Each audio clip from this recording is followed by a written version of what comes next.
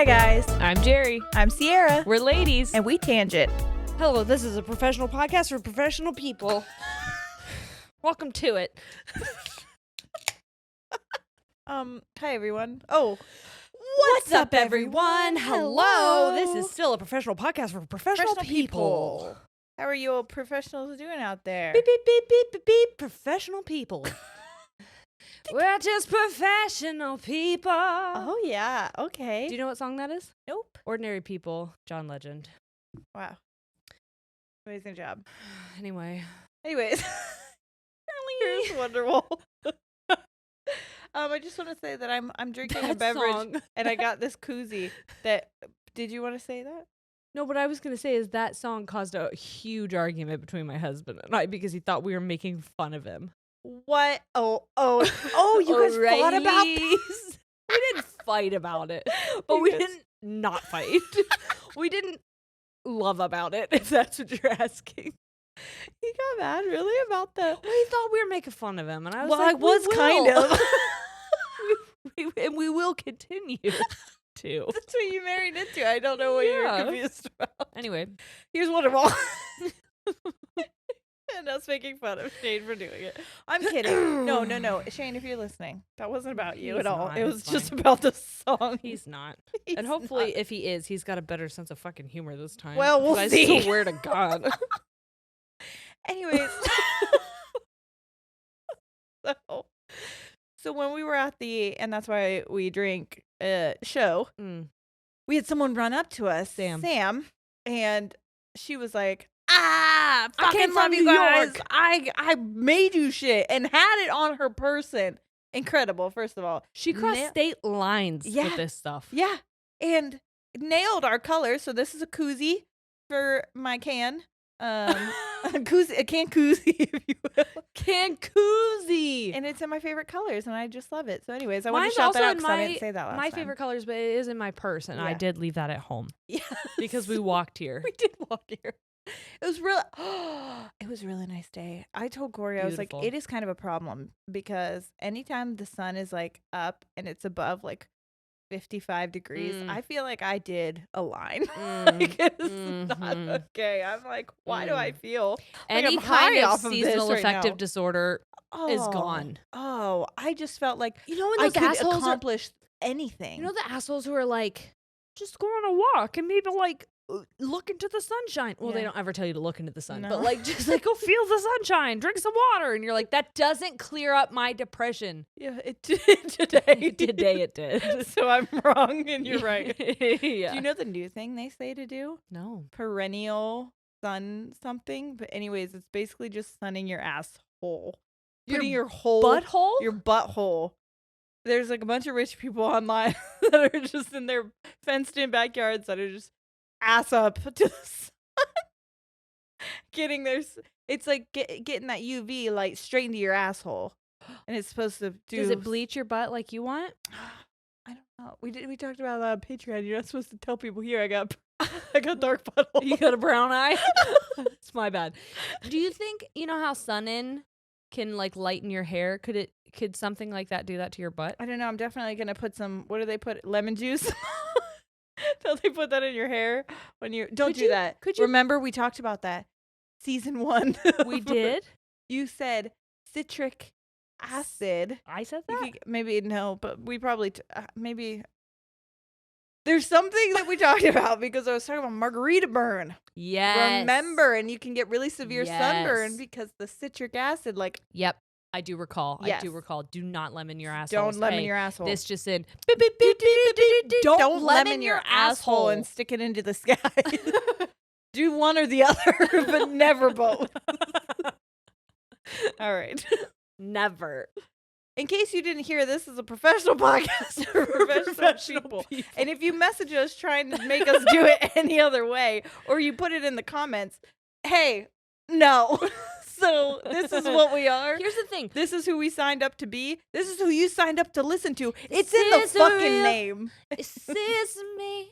I'm exactly who I'm supposed to be. This isn't ladies and do their research ahead of time. This is ladies and tangents. You're lucky we have an episode or two a month.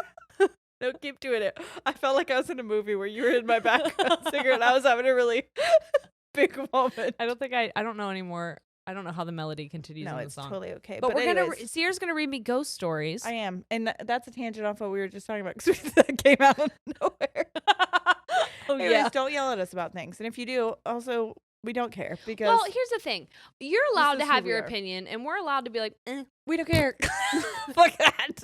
Because here's the thing: our intention was always to bring you friendship without interaction, and your friends don't come over to you with well-researched shit. No, they don't come over, pre-read things. They read an article with you real time, and then they do little silly, funny, laughy banter in between it, and that's who we are. Create memories together, little inside jokes. So if we read all this shit before, you'd be like, "Oh, it just sees rehearsed and like you knew what you were gonna say." Boo, and you feel like you're on the outside. We don't want you to feel like that. We want you to feel inside of us.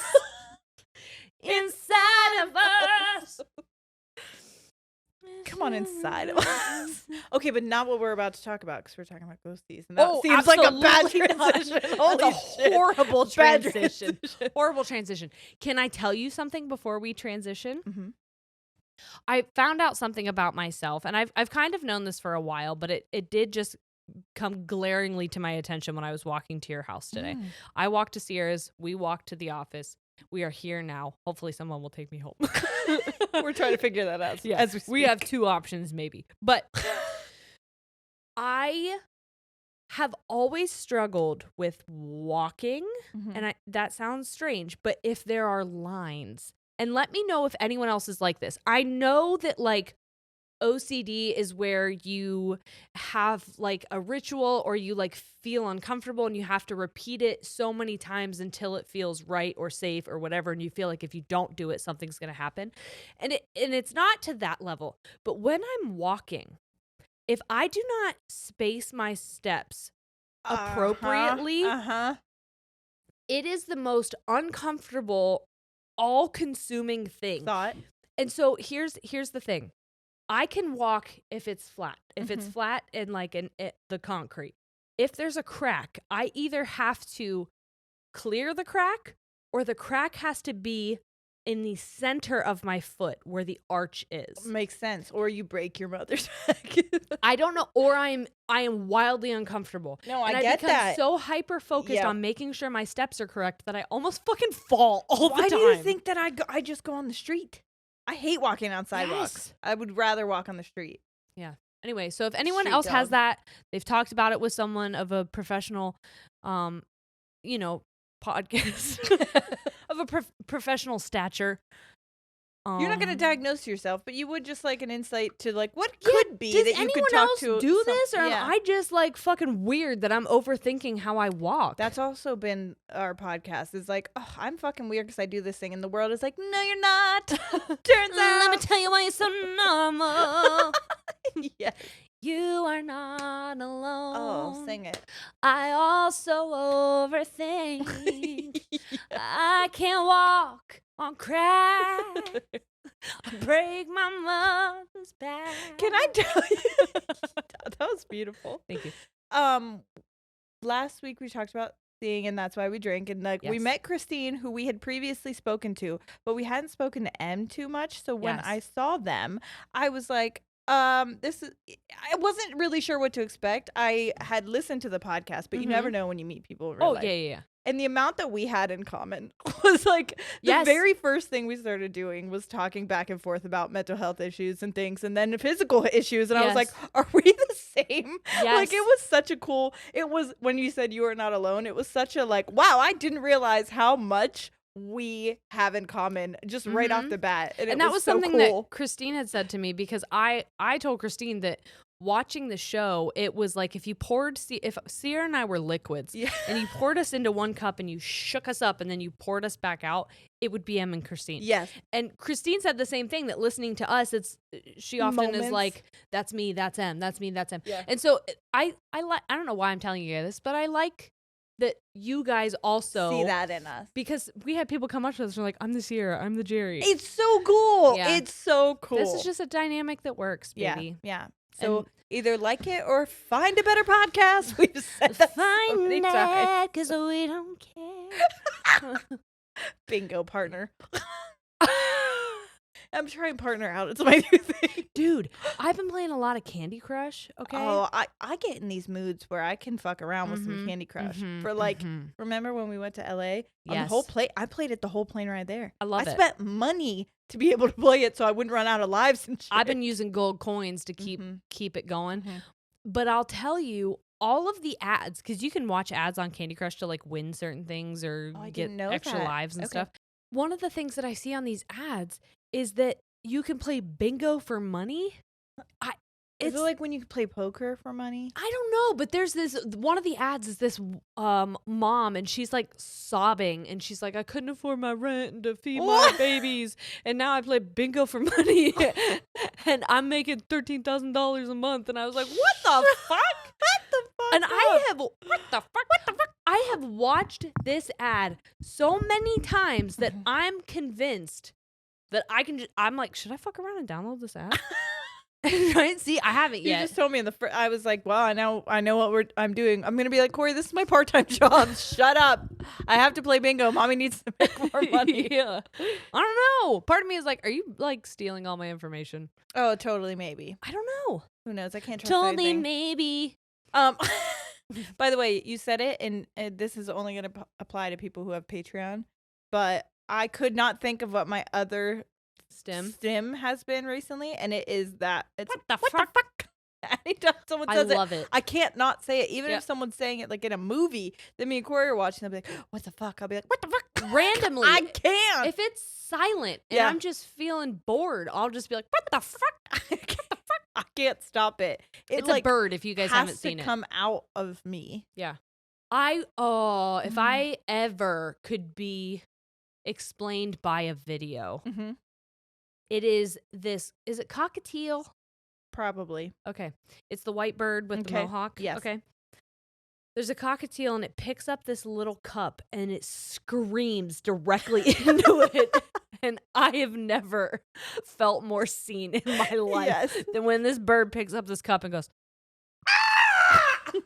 That's so good. Also, that is so much louder in person than it is on audio. Yeah. And that's how the snoring thing was actually significantly louder. That's why when you could see that my expression was like, "Whoa, Jesus Christ!" It's because it was it echoed in this. It was so incredibly loud. And I was like, "That's about to blow out some motherfucking eardrum." But it didn't. No, we fixed it. We're a professional podcast for professional people. Get your professional bullshit today. Hey! Ow! So today we're going to tell you about ghost stories. Okay, so we were going to do like a ghost story write-in, which we might still eventually. Yeah, you definitely can still do that to LNT stories@gmail.com. Please write in your stories there because stories. Land T stories. At gmail.com. .org.edu. Not that one. .gov for the P. O-V. But we got this book and we wanted to read some of the stories. I got it from the grocery store. Because it's about Northern Ohio and that's where we live. So also next week we're going to do a scandally episode, but it's not even a scandal. We're just gonna do like listener, right? I'm just picking a buffet. Yeah, we've been doing these. We did one on the Patreon. So if you're not on there, go to patreon.com/ladiesandtangents because we have so many more of these. We've been doing just like buffets. So this last one, I've picked a roommate story. I've picked a hoe story. I've picked a regular scandal. I've picked a ghost story. So I've got a little bit of a mix up. Pick the nose. You can pick your friends and you can pick your nose, but you cannot pick your friend's nose. And that's what we knows. So here's what I'm going to tell you about. Are you ready? Yes. Because today we're going to learn about Helltown. Helltown? Helltown. Hell yeah. Hell yeah, Helltown. All right. Are you ready? This is going to be a lot of just me reading verbatim. And if you don't like that, fucking don't want to hear. The book is called Ghosts and Legends of Northern Ohio by William G. Krejci. Krejci. Krejci. Krejci. It's Krejci. Something like that. So sorry. I'm just really stupid. Okay, here we go. Well, it's hard to pronounce a word when it has a bunch of like letters in it that you don't normally see together. Yeah. Okay, so everybody get really cool. And everyone get fucking spooked up. We're about to get fucking everyone turn your lights off and hold a flashlight under your chin. Oh, I wish we had one right now. Just hold our phones underneath our faces. Okay, ready? Ghosts, we're not mocking you, no, please. No. It's dark when we're doing this too. Usually we do it in the daylight. We fucked up. Okay, it's fine. It just adds the spooky. Mm-hmm. Okay, here we go. And if you think that how we tell ghost stories is butt shit, you should listen to our friends 2 Girls 1 Ghost podcast because they're really fucking good at it. Okay, and that's why we drink. Both of them fucking phenomenal. Go for it. Stuff. Creeps and Crimes. You as well. We'd like you to be our friend. Hey, we were emailing at one point, and I forgot to email you back. Oh, we apologize for that. That is. I was gonna say ladies and tangents, but it's not. That is our fault. We call ourselves the Lady HDs and tangents. Lady HD. So apologize. And apparently, so apologize to us. Oh my god, I meant apologies. Apologize. Why don't you fucking say you're sorry once in a while? God damn it. Sorry. They're never gonna be our friend. Is that a spider? It was a bug. Oh, gnats. We have them real bad. Hey, it's not like rats like the restaurant we just went to. There was a mouse. There was a mouse. He was from the restaurant. I go, hey, is that a fucking leaf? She goes, am I just really drunk or is that a fucking mouse? And it was so cute. It was just scurrying in between the tables. Mm-hmm. It happened. And we were like, hey, do you guys have a mouse? And she goes, shut the fuck up. Our waitress did say that. She was like, don't fucking draw attention to it. Shut up. We've been trying to get rid of it. She's like, we fucking tried everything. It's just one. Relax. She was really cool. We liked her a lot. I gave her a big tip. Yeah, I was like, I like what you're how you're talking to us. Split that with the mouse. She kind of trauma dumped on us, and it was really cool. I love to split that with the mouse. Buy him a nice home, please. Okay. Out of the restaurant, preferably. Please. Not next to my fettuccine. Here we go. Nestled in the winding Cuyahoga Valley sits an abandoned town that has become the subject of ghostly legends and government conspiracies. Rumors tell of a toxic waste spill that spurred the government to force mass evacuations. Well, we've never heard of that in Ohio. Mass evacuations. I don't know why my brain did not compute you saying mass evacuations. It's okay. You get there. Massive accuations. That's what I heard. Yeah. I get it. Mass evac. Yeah. Okay. The disaster, it said, was covered up with the development of a national park. Interesting. In Cuyahoga Valley. Have we been there? Methinks we have. Do I shoot many an engagement session there? Yes. Maybe. Further tales speak of an abandoned school bus where children are said to have been viciously murdered. What? We'll dive into it. Don't you worry. A satanic cult is said to hide behind the guise of a Catholic church. That sounds about right. Every Catholic church. I'm sorry, Catholics. I'm allowed to say it because I was a Catholic. Yeah, one of those things. A haunted house sits alone and deserted in the woods, yet a light is always seen at night. Even though it's deserted. Because it's automatic. Because somebody lives there. Because it's solar paneled. Stories are told of a spectral hearse that prowls an abandoned road. Spectral hearse? Like a ghost hearse? Yes. Gathering yes. souls to usher into hell. And an old slaughterhouse near the graveyard is suspected as a hotbed of ghostly activity. So there's a hell hearse? There's a hell hearse in Helltown. Hell yeah, brother. Not surprisingly, Helltown is also said to harbor a crybaby bridge and at least two haunted... What the fuck is a crybaby bridge? Oh, you haven't heard of those? Well, that's one we're not going to talk about. Okay, that's fine. So I'll tell you, but I'm going to tell you... Oh, we're talking about ghostly... Fuck, I have been doing that a lot because that has been setting you up. Sorry. Trigger warnings for anything death related because we were going to be talking about ghosts, and you would think that would go hand in hand. You can't have one without the other usually. But like, just so you're aware, we're going to be talking about old stories that have to do with that. So, a crybaby bridge, just a small, is where you would go. You take someone that you think is a bitch, and you're like, go ahead, you fucking crybaby bitch. No, I'm kidding. Cry, baby back. Bitch, here's your bridge. It's a good emotion to have. I want my baby back. Bridge. It's a bridge that you travel over at nighttime and you hear the sounds of babies because they are thought to be the place where mother threw her baby over the bridge. But I don't even know if that's they say that's what they think, but there's no record of that actually happening. So this is just but I'm not going to talk about it because it makes me sad. That's fine. Okay. But we are going to talk about the road to hell.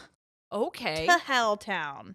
So, legends abound of a road at Helltown that's been closed to the public. Some stories refer to it as the road to hell, the highway to hell. That's an AC/DC song. You'd think that would be the time I'd break into song. However, I waited. I know. Because I was I know. I don't want to let you have it. Okay. Okay, jeez. The road to nowhere, even as the road to the end of the world. Located along this road were many abandoned houses that have since vanished. The houses vanished? Yes. Some claim that drivers on this road find themselves overwhelmed by an urge to drive off into the deep Brandywine Gorge to the north. So that's like why the road is supposed to be haunted. That happens to me regardless. I was going to say, honestly, the amount of times that I'm just like, I could. It's not Brandywine funny, Falls, that's where you and I went. I know. This is in that area. Yes. That's what, yeah. Others say that the road is haunted by the ghosts of those who've gone to their death in the countless auto accidents on that road. Mm-hmm. People have claimed to witness a ghostly hearse driving along the road at night. Ghost hearse. Hell hearse. The scariest kind. Yeah. The site of this legend is Stanford Road, which once connected the village of Boston with a small community that existed at Brandywine Falls. After the federal government seized area properties in the 1970s, nearly every house on Stanford Road sat empty. Eventually, they were torn down. I think I shot an engagement at the Stanford house. You might have. Oh, that's so scary. Since there were no longer any residents on Stanford Road, Boston Township decided to cease road maintenance. And over the years, the road has started to crumble into Brandywine Creek. So it's been closed to traffic and is now a hiking trail. Very well could be. Oh my God. One area resident did own a hearse but has since sold it, and there have never been any fatal accidents since on that Stanford Road, which is good. Well, that is good. Was that person just out there driving a hearse being like, kill yourself? I don't know. But there have been those feelings since. That's why we're saying, if you're like, oh, these are just like stories. They're just stories. They're urban legendy. Yeah. Campfire stories. Next, we're going to talk about the house in the woods with the solar panels. With the solar panels. We don't know. Ooh, spooky. Oh, it's the Stanford house. What? Shut up. The Stanford house, which now serves as a hostel. Shut up. I swear to fucking Christ, that's what we're about to talk about. What the hell? Another legend of Helltown claims that an abandoned haunted house, that house is haunted, sits in the woods and that a mysterious light emanates from it. The house this tale refers to is the Stanford house, which is located near the spot where Stanford Road is closed. The Greek Revival home was built around 1843 by George Stanford. It was pretty your face right now. I'm shook because I have shot an engagement session there. I'm scared. It was purchased by the government in 1978 and added to the Cuyahoga Valley National Recreation Area. On June 7th, 1986, it reopened as a hostel. Thus, a light is regularly seen coming from the building. It should be noted that this house is not abandoned, okay, as it continues to operate as a hostel. But, nor is it located in the woods. Oh, well, what the fuck? But, what the fuck? But legend still says that it's haunted. Well, I'll tell you that there is a trail that goes behind it. The grass is really, really high. I did get a tick.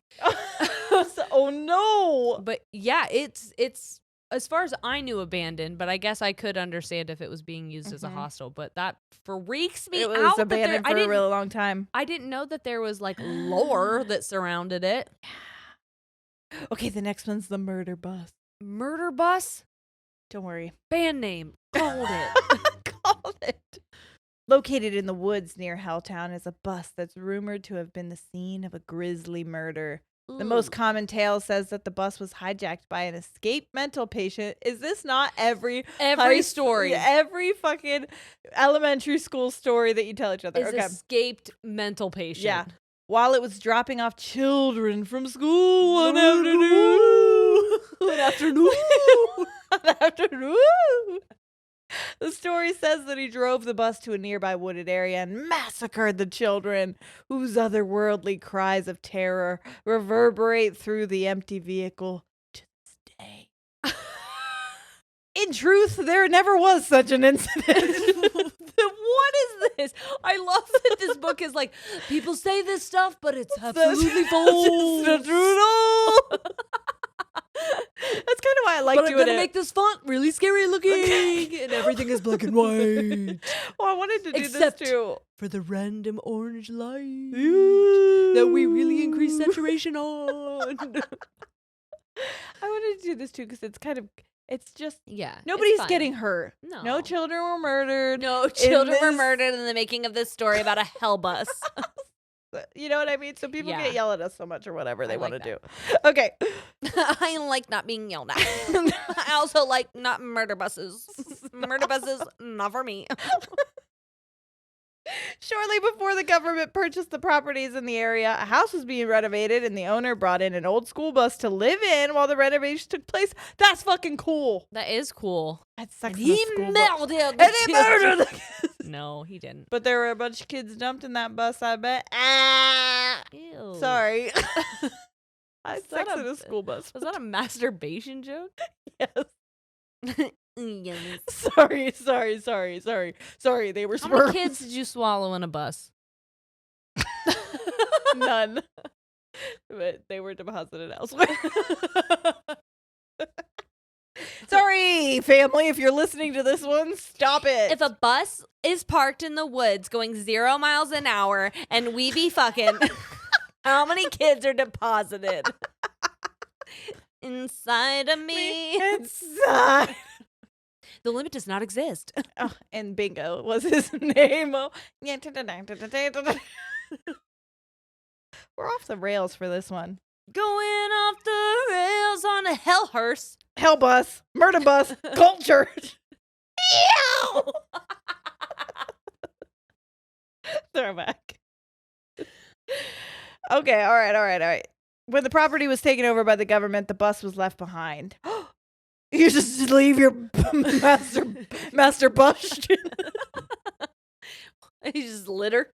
You're just fucking littering. It's too much work. You guys keep the bus. You guys shared custody with the government with the bus. The bus sissy.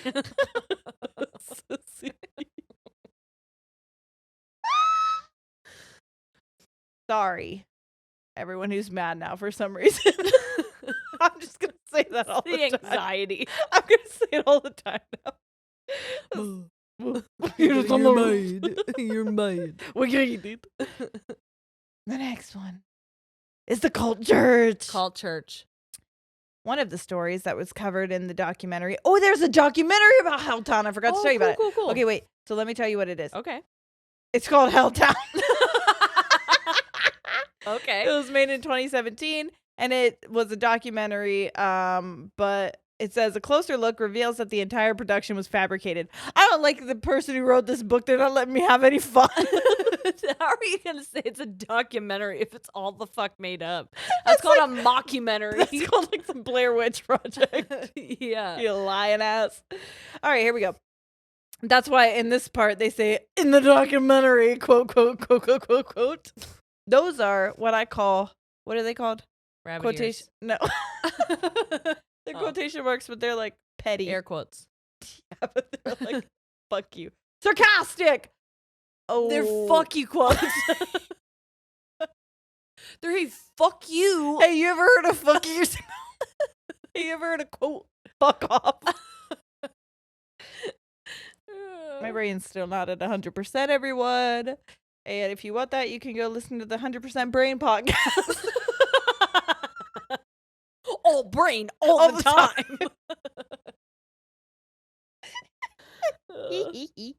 Okay, one of the stories that was covered in the documentary about Helltown was the tale of a satanic cult operating out of a church. Well, that's so far-fetched. So far-fetched. Tale as old as time. The church in question, I'm not going to say that because I feel like they're going to get mad at me and come after me, so I'm not going to say it. But according... You can watch the mockumentary. Yep, just go ahead. The satanic cult stories satanic cult stories were traced to architectural details that can be found on the front of the church. Oh. 2 sets of cross beams that seem to form upside down crosses. Or maybe it's just bad architecture because it was built in 1882. Sounds just like a poor construction planning. People overlook the fact that an upright cross is plainly mounted on the top of the bell tower. The idea that a satanic cult operates out of this location is preposterous. Absolutely fucking not. That is the stupidest thing you could suggest. This person is just fucking roasting them. Your documentary is preposterous. You're just so fucking fuck stupid. you. So I'm gonna write this book that is put in grocery stores. Hey, wow, you really it. got them. You did it. Got 'em. Stir. Here we're gonna talk about the haunted cemetery. The Haunted Cemetery original. Haunted cemeteries no one's ever heard of. No one's ever heard of a cemetery being haunted. It's been claimed that Helltown is home to at least 2 separate haunted cemeteries. And one of these is Mater. Mater Dolorosa. That sounds like I am whitewashing that name and I'm fucking it up. I'm so sorry. I am apologetic. So that cemetery, which is located in the woods just east of the Happy Days Lodge. Boy, that was easy to say. Have you been to the Happy Days Lodge? I've shot multiple weddings at the Happy Days Lodge. There was a couple that showed up out of nowhere. It might have been. They showed up and they were like, is this the Ledges? And we're like, this is Happy Days Lodge. And they're like, oh, fuck. we were thinking we were going to be at the Ledges. We've been hiking for hours. And we're like, no, you're like 5 miles hiking distance from the Ledges. And they're like, oh my God, he's so fucking old. We cannot continue going. And so we got one of the groomsmen to drive them. Then they were dead. And the groomsman was never seen again. He didn't make it back. That's a lie. Oh my God, you bitch. Air quotes. Air quotes. Fuck you quotes. That didn't happen. No, the people did show up wanting to go to the Ledges. Yeah. Oh my God. Okay, well, originally this was part of the Cassidy Farm. Okay. It's a beautiful little burial ground with no organized layout and a small footpath winding down the middle. Why, you have a lot of opinions about that? There is a cemetery at Happy Days Lodge. Okay, well, that's what we're talking about. That's the haunted one. You've been to so many of these haunted places. I'm kind of jelly and I right didn't now. even know. Yeah. So of interest is the grave of Private Thomas C. Cody, a Civil War soldier. Someone has some poor breaks and it's scary. That was so fucking scary. That was very scary. I think we're being too silly and the ghosts are mad. Yeah. Of interest is the grave of Private Thomas C. Cody, a Civil War soldier and former prisoner of war who was killed on April 27th. We're in April right now. It's the 27th. It's not, but it's still. But in Sears' mind, it's any day she wants it to be. Honestly, I'm so confused what day it is. 27 is your favorite number. When the steamship Sultana exploded on the Mississippi River, taking 169 souls with it. Holy shit. Yeah. I do find it weird that a boat that big was on a river. On the fucking Mississippi, though. That's the biggest river in America. Yeah, but how big is a river? The Mississippi? Pretty fucking big. I know, but like some of these dump into oceans. They're pretty fucking large. Yeah, I know they all eventually go to I've been the to a ocean. river one time. It's pretty big. We have the Tuscarawas River that goes through here. That's not. Don't tell people where we're at. People know where we're at. They probably could find your house based on some of the descriptive shit from the first episodes. You're moving. I know. You'll never find me. His remains were recovered and buried 3 days later. Oh, okay. They don't say why they think it's haunted, but that was just why. That was just a spooky So his story. remains were found after a ship exploded. What the fuck did that look like? They're like, all right, we're gonna bury his foot, and it's not good. I bet. If you got any parts, I bet you would want to bury him. I don't understand that because then you're splitting up the body. You've got some in the river and you've got some in Cuyahoga Valley National Park. Okay, no disrespect. This is just opinion talk, and this is just a query. Yeah. Do you think it's more disrespectful to split up a body than to bury at least a part of it? How do you feel about it? Because you know me and you, we're not really like the type of. I know in a lot of cultures and things like how you respect the dead is very like. Yeah, has like to be by there's the book. A specific burial ritual. Yeah, kind and of it's thing to it's, make sure that they go to the other side. Even our culture as Americans, whatever culture that is, I feel like we feel like you're not at peace unless you're found and like put to rest and buried and whatever. And I kind of see that, but you and I are not those. We don't really care about that type of thing. So I do think part of it depends on the way that you pass. Like, I do think that there is something to say about how you die and whether or not you're more likely to be at rest. Mm-hmm. Although I guess like if you're blown up in a ship, your body is not guaranteed to stay together, where if you die in your sleep, like it probably is more likely to stay together. So maybe it isn't so much how you die as it is how together you are when you die. I don't know. Sorry, I should laugh. I'm a mess. So in my head, I'm like, I'm never together. That won't be good for me. Can I tell you, though, I did find I'm on a weird side of TikTok because I liked like one mortuary video, okay? And so now I'm on death talk for some reason, which is fine. I'm learning a lot. It's very interesting. That's why if you all are like, oh, you're being disrespectful. There's a whole line of people that this is their work. This is like, so that's why I'm just having a conversation. But there are people that have to, I followed someone who like their job is to go in and clean up hazardous waste after a body. And it's just because that's always been so fascinating because someone's got to do it. And so that's but there have been people who don't have family members who die in their homes, in their beds, and then literally will just like melt into because they decompose completely, basically. Yeah. Melt. Yeah, that was the word that was used in the video, and I was like, melt? Yeah, because it's so long until someone finds them that they just totally decompose. So the bones are there?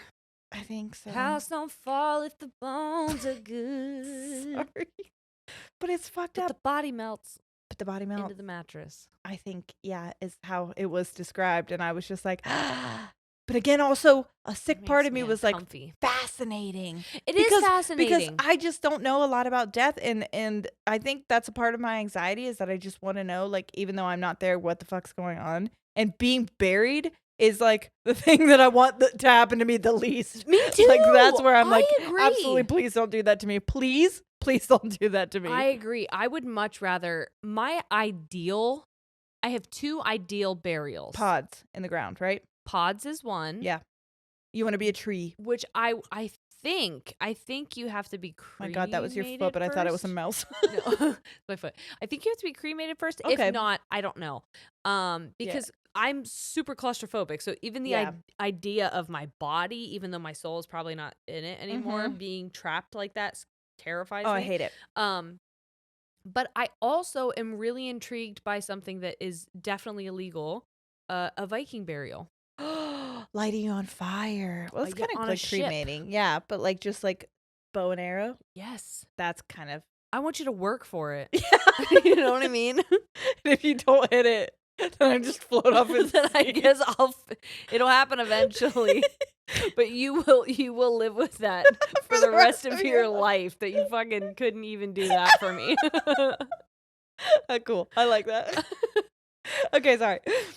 The next haunted cemetery is Boston Cemetery, which is located at the north end of Main Street in Boston. This is not in Ohio at all. Boston Mills.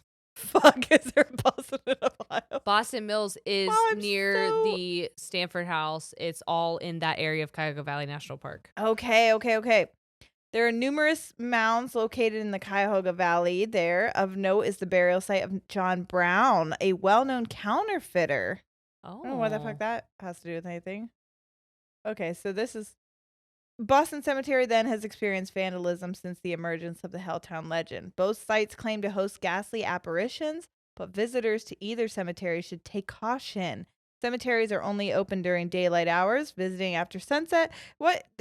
You're being such a fucking buzzkill, guy.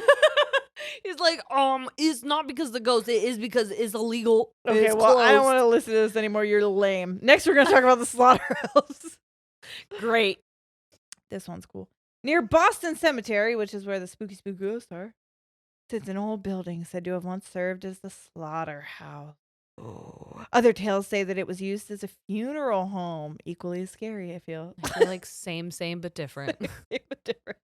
Original stories claimed that the old building was haunted by ghostly faces that would appear in the windows.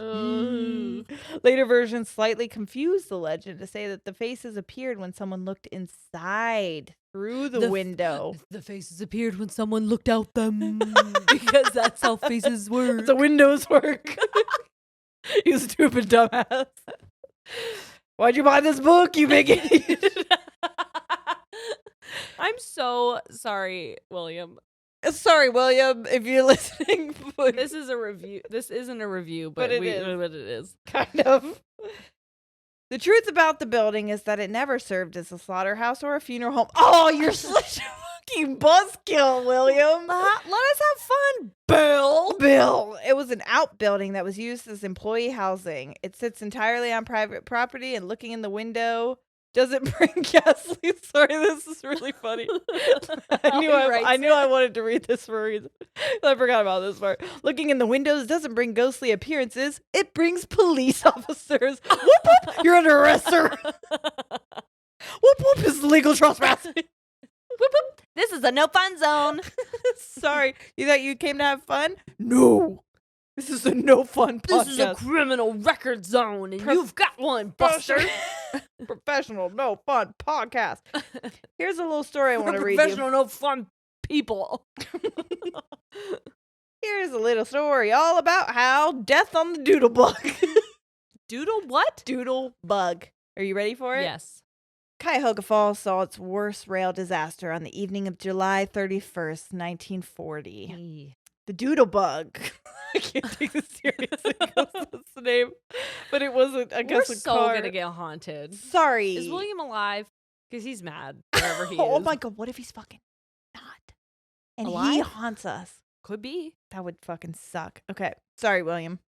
Do you prefer Bill? Probably not, since you have William there. What would your name be if you wrote a book? If I wrote a book? Yeah. I already know mine would be CJ Parsons. That sounds so official, doesn't it? Yes. Right? Like, but C.J. Parsons. Yeah, that's good. Mm-hmm. Thank you. Whenever Shane and I were thinking about naming children before we were even married, we thought of Ollie's name, and we were like, Oliver P. Steinmetz. I know. Like a fucking scholar. Literally, it really does. But I can't use that because that's not my name. That's my son's. You could write under your child's name. No. What do they call that? A surname? No, Pseudonym? it's like if you a pen name. Pseudonym? That's not what that is. What's a pseudonym? Pseudonym. Pseudonym. Who's got the pseudonym? Who's got the Sudafed? Oh my god. Whoa. You can only buy so much a month. Found that out the hard way. I was like, it just got a really stuffy nose. There's a lot of people in this house getting sick. Okay. Doodlebug. Number 4648 was a one-car gasoline-electric passenger trolley that feels like serviced... it's wearing a lot of hats. Pick a fucking railroad. Pick a lane. It serviced the Pennsylvania Railroad. I don't love that it said service. I'm here to service the railroad. Okay, I'm whatever you need me to be. Originally, it was steam-powered. And it was brought to Akron in 1918 and was one of a few such trolleys that made the run. But on the evening of the disaster, the Doodlebug was making the run from Hudson to Akron. Don't. Sorry, stop calling it the Doodlebug. What's the name of it? This isn't funny. Some people die, I think. They do. Okay. With 43 passengers, a conductor and an engineer, and a Pennsylvania Railroad employee who was riding in the baggage compartment. What a fucking job. That sucks. Are you going to list the other, 39? I don't know. Only if William does. And a butcher, and a baker, and a candlestick maker. They were in a bathtub. Don't ask me questions. It was traveling. It was also steam-powered. The bathtub. It was traveling at 30 miles per hour when it reached the outskirts of Cuyahoga Falls. At 5:58 p.m., it rolled through the Front Street crossing, and a moment later, a 2-engine, 73-car freight train rounded the bend at the Cuyahoga River and collided head-on with the Doodlebug. I'm sorry. I didn't want to say that name again. I was trying to think of another... But it's the DB. The DB. The crew of the little commuter car. Why'd you have to say the tiny little bitch baby Doodlebug car? William, why did you have to do that? Okay. Oh my God. The crew had only a moment to react and jumped for their lives. So they jumped out. So severe was the impact that the leading locomotive telescoped itself 12 feet into the DB, rupturing the 350-gallon gasoline tank and causing a massive explosion. Oh, fuck. The flaming wreckage was pushed 500 feet backwards across the Front Street crossing until it finally came to rest between the Hudson Drive and 2nd Street area. At once, a large crowd assembled at the scene to lend assistance. But with the flames being so intense, no one could get close enough to help. All 43 passengers were killed. That is fucking terrible. God damn it. God damn it. Yeah. Okay, I'm not going to read this next part. I was going to say, is there a part where William's like, and actually none of that happened? No, that did. This one did. Okay. Only 9 of the victims died in the initial impact. And then the rest burned to death. I'm sorry. I'm sorry. But fucking horrible. To be fair, that is ripe for a ghosting if we're talking about what it means in terms of. Okay. During an investigation into the disaster, it was learned that the DB should have taken the siding at Silver Lake to let the freight train pass, but for some reason it continued on. The engineer, Thomas Leo Murtaugh, had no memory of passing the Silver Lake siding. He'd been complaining to the railroad about a strong gasoline odor in the cab, and it was determined that he was disoriented by gasoline fumes from a leaking fuel tank, which is why he missed the turn. Ooh, that's horrible. This disaster prompted the installation of an automatic signal system on that rail line. Okay, so yeah, that makes sense. That was decidedly more efficient than the old system, which consisted of handing the engineer a slip of paper that told him when and where to meet oncoming rail traffic. I'm sorry. Never in my... listen, when I wouldn't get on that. Oh, that's so scary. At a toll booth, and they're like, here you go. And I see that paper, and it's got all the lists of the stops and how much money I'm going to have to pay. I'm like, I don't understand how to read this. Right. I hope fucking someone tells me when I get there. And like that, if that guy would have had something else happen that was like a stroke or a heart attack or something, and he wasn't able to do that, then... Right. That's so scary that's in one person's hand. On something that is definitely easily lost and or like, what's the word called? Like crumpled. Yeah. Or not even just crumpled, but like ruined. Definitely ruined. It could be in so many different ways. Mm-hmm. As with the Kipton collision, which we didn't talk about, ghost stories concerning the Doodlebug disaster are a recent development, with people making claims of seeing ghostly passengers walking along the old rail line. As of late, the site has become popular among amateur paranormal investigators. But also be respectful if you go anywhere, please. Don't go there being like, oh, I want to see things, because be respectful that also people and also be very fucking careful on railroads. Like, as a photographer, it is illegal to take photos of people on railroads. As it should be. As it should be. Yes. And like, it's so fucking dangerous. I remember one time I was walking on one as a child and I slipped and my foot got caught in the things in between. Yeah. And it was one that a train hadn't been on in a while, but if it would have, it took me a while to get out of it, and my heart was like beating so fast the entire time I was trying to get out. Yeah, your anxiety was probably through the roof. What do I do if I can't get out of here? Well, and that's the thing, like, when it comes to photography, if someone's going to take a photo of someone on a railroad and another person sees it and they're like, oh, that's a really cool picture, I would also like a picture like that. There's no way to tell whether or not that specific one that you were taking a photo on is being used or not. 100%. And you can't guarantee that someone else is going to use the foresight to like, oh, I'm not going to go to one that is. You just have to predict that people aren't going to know. Live rail. What do they call it? Railway? Railroad? Sure. Active. We got a live wire here. That's what I was thinking, but that's not it. Okay. Oh, no. No. Along with that, prior to 1940, the French Street crossing was the scene of numerous grade crossing fatalities. So, like, I'm assuming train hitting. The worst of these involved the death of 3 young men from Portage County who drove their car into the side of a locomotive tender on the night of October 10th of 1933. Eek. While ghost stories involving the Doodlebug don't predate 2012, there are 2 other tales from the immediate area that go back over 100 years. Ooh. So we're not going to talk about those because we don't have enough time, I feel. I don't know how much time it's been, but I feel like we've talked about it a lot. Just kidding, we are going to talk about it.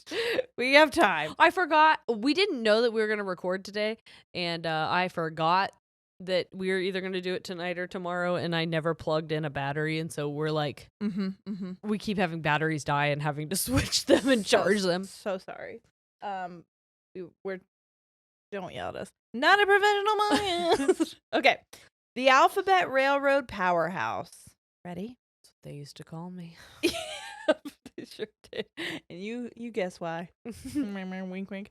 Just 200 feet to the west of the Doodlebug disaster site, across Hudson Drive and just south of 2nd Street, sat the powerhouse for the Alphabet Railroad. The Akron, Bedford, and Cleveland Railroad, a.k.a. the ABC or Alphabet Railroad, began service in 1895 and was the world's longest electric railroad. A little bit of history for you. Around 1900, it merged with several other railroads and became part of the Northern Ohio Traction and Light Company, which discontinued passenger service in the early 1930s. Do you ever wish you could ride on a train? I have before, and I got car sick. On Fucking a train? annoying. Yeah. It kind of, I mean, it's nice, but it kind of. Where did you ride on a train? A Polar Express, obviously. Are you serious? Yes. I meant like cross country. I didn't mean like an hour-long circle for the Polar Express. You were so serious.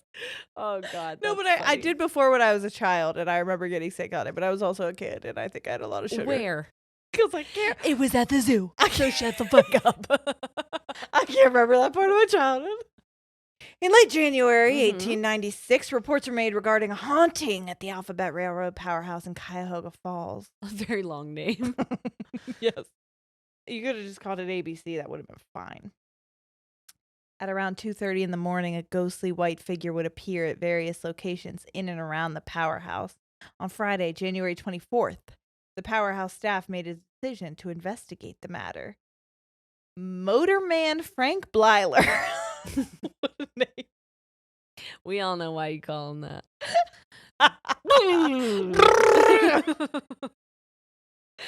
He was stationed in the engine room.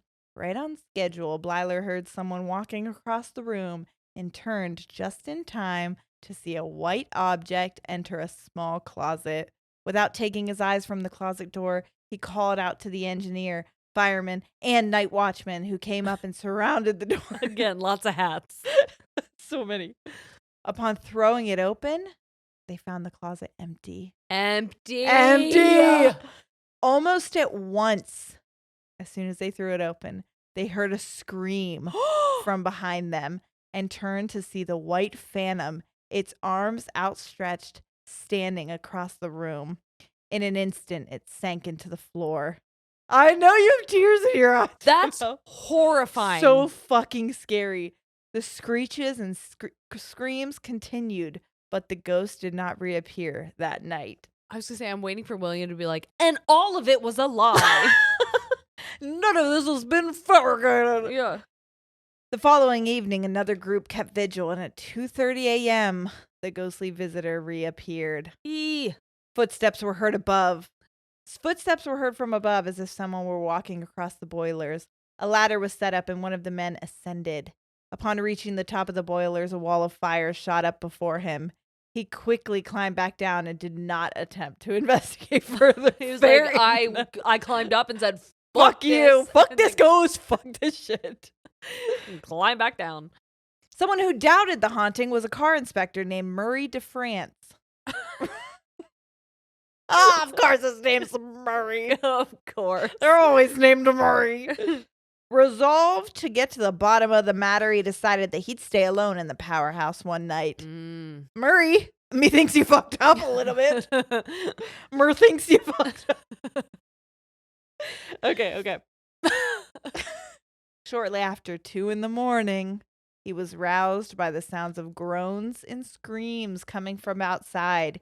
He ran out, and there, atop the coal pile, he saw the white object fluttering about as if being blown around. Oh, yeah? Thank you for that. By a strong wind, though the night was calm and still. Ooh, the ghost was like... I just like to flutter around. The Murray, ghost is twerking. You ever seen a ghost twerk? Murray. Satisfied that this site was indeed haunted, DeFrance made his escape as hastily as possible. Yep, looks haunted to me. Scooby-Doo ran out of there. Murray out. Some believe that the appearances of certain ghosts may be a warning of disasters to come, which might have been the case with the ABC Railroad powerhouse ghost. Because on the night of September 29th, 1905, a flywheel at the powerhouse that weighed 22 tons. That's a lot. That's so many tons. That's so many elephants. It's fucking heavy as fuck. Yeah. Disintegrated and flew into pieces, tearing holes through the walls and the roof of the building. Wow. It just blew up. Turns out. It just fucking did. Don't ask questions. You never seen some blow the fuck up? Yeah, okay, fair. Some pieces that weighed as much as 2 tons were thrown more than 200 yards in the air, landing error. You're not gonna like this part. Landing on a nearby saloon, hotel, and car barns for the electric railroad and a potato garden. Not the potato garden. I know. Would you say that then it was a mashed potato garden? The cause of this was a failed control governor. Like our like so many of our states. Yeah. Miraculously. Miraculously? Miraculously. No one was severely injured. Not in the saloon or the hotel or the potato garden? No, it's very late. They were probably sleeping. Well, it doesn't matter if you're asleep or awake if something lands on the fucking saloon. I mean, maybe people weren't in the saloon. But the hotel? Definitely, maybe that. Maybe it was a sucky hotel. No one could hope. One could hope. The other ghostly legend of the area involves a headless ghost in the river. On the night of April 13th. Oh, that's today. Oh my God. I thought it was. I was like, fuck, is it? No. There's so goddamn much going on in my life that I don't know where I'm at in space or time. Today is the 11th, which means happy birthday, Randy. Dad. Everyone say happy birthday to my sister. My little Randy. sister is sweet, sweet baby. Is an age today. She is 27. That sounds right. Yes. Sure. Got to be around that. On the night of April 13th, 1853, James Parks and William Bateson were observed drinking heavily in Akron and at Hall's Tavern in Cuyahoga Falls. After being denied further drinks, the two left the tavern. Bateson was so intoxicated that he left his coat behind. The drunken men made their way towards the river, and from there, the story turns tragic. According to Parks, they attempted to cross the river on the stone railroad bridge, but upon stepping out onto the span, the two men fell between the ties and landed on the road below. Parks searched through the darkness for his companion. Oh my goodness. Sorry. I don't like where this is headed. Only the one guy did. Or not headed. You fucking nailed it. Parks searched through the darkness for his companion and soon found him to be deceased. Oh, okay, so it didn't say he was beheaded, so that's good news. But he was dead. He was dead. I'm sorry. I'm sorry. This makes me uncomfortable and I have to make jokes because I don't know how to react other way. Yeah. Because I don't know how to deal with normal things. Yeah. Because I'm feeling a lot of anxiety right now and I'm trying to not. As it was, Parks had a long criminal past. Wow, you don't have to be fucking rude. Oh, this is the guy that was alive. So did he? He knew for certain that he'd be accused of murder. Meldale. So at this, he decided to remove his friend's clothes to hide the man's identity. And not satisfied that this would suffice, he pulled out his knife and removed Bateson's head. Sounds like not a criminal thing to do at all. No, he was definitely a criminal. That's what I'm saying. Yeah. It's like, I don't want them to think it was me, so just to make sure, I'm going to do some fucking criminal stuff. Sounds like maybe you killed your friend. I don't know. Yeah. Fuck. The headless body was dumped in the river and his clothes were later tossed into the canal. Shortly after daybreak, the bloody scene on the road beneath the railroad and beside the river told of the violence that occurred there only a few hours earlier. Blood was spattered about the area, and his cane and vest were discovered nearby. And then a day later, the body was found about 30 feet from the bridge, but his head was never recovered. I'm sorry. Parks made his way to Cleveland and from there to Buffalo, where he was arrested and returned to Ohio. James Parks, whose real name was James Dickinson, was tried and convicted for the murder of William Bateson. See, you fucked yourself, bud. So I was going to say, if it was an accident, like you say, why go through all the trouble to hide his identity?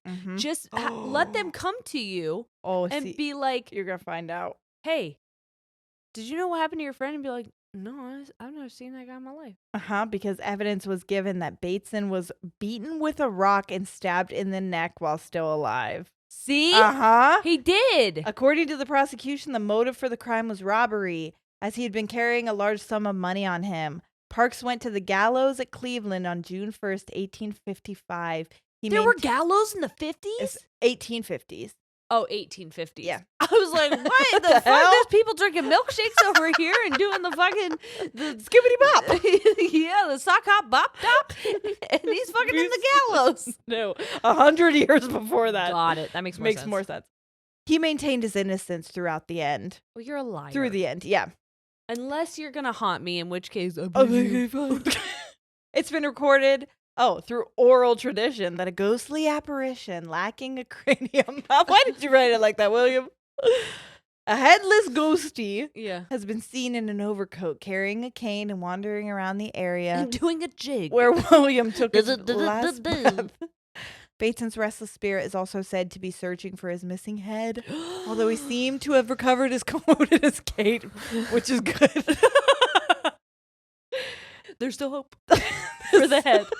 And I think maybe, is that where we leave them with the hope? Hold on, wait. There's one more. The site of his death is at the approach beneath the old railroad line where Bailey Road once crossed the river. This was determined by the blood and his personal effects being discovered there. Curiously, it sits exactly 100 feet to the east of a monument to the victims of the Doodlebug collision that was dedicated in 2005. Wow. And that's where we leave you, bitches. And that's... Hope you can't sleep, fuckers. Bye. Sorry. How you know the Doodlebug boogies. I don't know what we're saying. Doodlebug headless boogie cane man. Don't do that to me. I'm sorry. You're going to get us so haunted. I'm sorry. Sorry, William spent half this book being like, none of this is fucking real. And then you're going to hit us with some real shit? How fucking dare you? How dare you? You got me in a silly mood, Willy. Silly Willy wrote a book. How silly was he? So silly. Sorry, silly Willy. You're probably still alive, and I apologize. Oh. You seem like a nice guy. Thanks for the book. Although maybe a skeptic. Bit of a buzzkill. But it's fine. Buzzwill, if you will. Buzzwill, if you kill. Which you don't. No, we hope. All right. And if you're like, hey guys, you should have done a better job or not picked up, shut up. I don't want to talk about it. Hey, didn't you guys have fun hanging out? We did with you. So fun. Thank you so much. We love you. We love you. Hope you had a good Easter. Send us in your stories. Yes. Roommate stories, ghost stories, heartwarming stories, host stories, scandal stories, love stories. We want to hear them all. Yep. Send them to lntstories@gmail.com. And then if you want more of that, go to patreon.com/ladiesandtangents and we give you all the goodies. Oh. Well, that's that on some fake ghost stories, according to William. We love you so much. We'll see you next week. All right. We're out. Goodbye.